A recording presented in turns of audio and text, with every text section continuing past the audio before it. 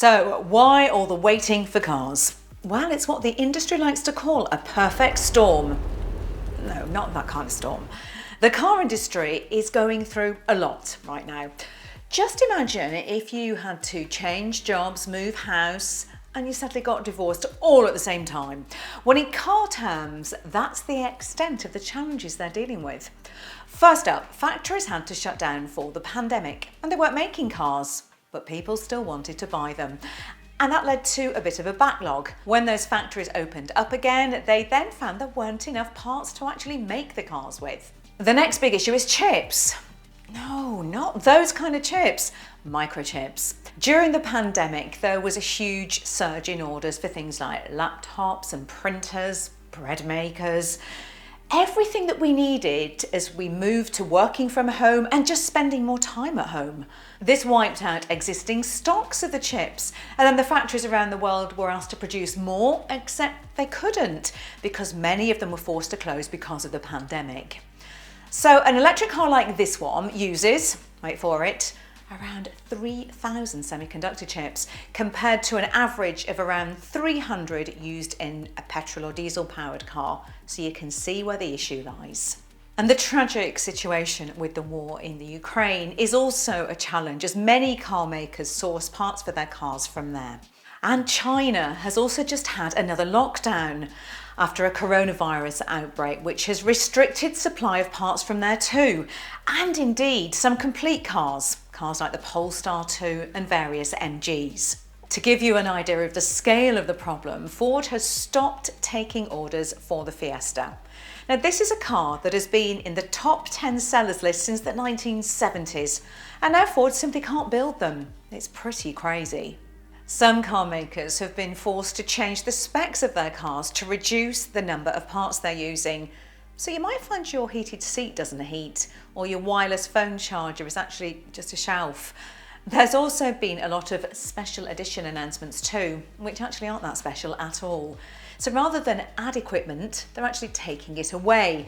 So check the brochure and equipment list carefully, or you might be disappointed.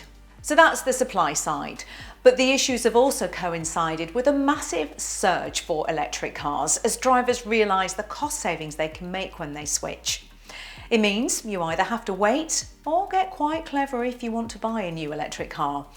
The situation is changing all the time, but as we film this today, you'll find a year-long wait for some mainstream models like the VW ID3. MG has temporarily suspended orders for its new car, the Z SEV, following what it says are unprecedented levels of demand.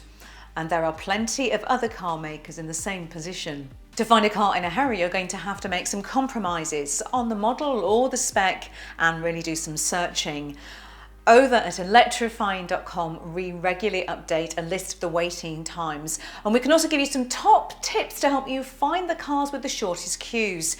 We can also help you buy, lease or subscribe to a new and used electric car. So do head over there, as we will always have the latest information. The good news from all this mess though is that the price of used cars is at an all-time high, especially for electric ones.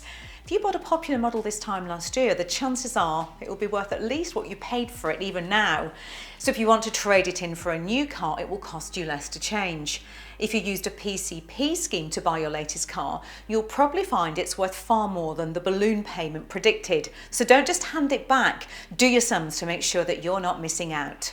So the next question we get asked is, when will it all get back to normal? Well, even the most optimistic of industry experts expects the part shortage to continue for at least the next 6 months. Some reckon we could be well into next year before production hits pre-pandemic levels and those waiting lists start to drop. But there is such a backlog of demand that it's going to be, sadly, wait for it, 2024 before it all evens out. So it is time to plan ahead, particularly if your lease or PCP is coming to an end over the next 12 to 18 months. And of course, do keep an eye on electrifying.com. Bookmark the page because we have all the latest news on what cars are available. Thanks for watching. Don't forget to subscribe to our channel for all things electric and hit that notification button so you'll never miss another electrifying video.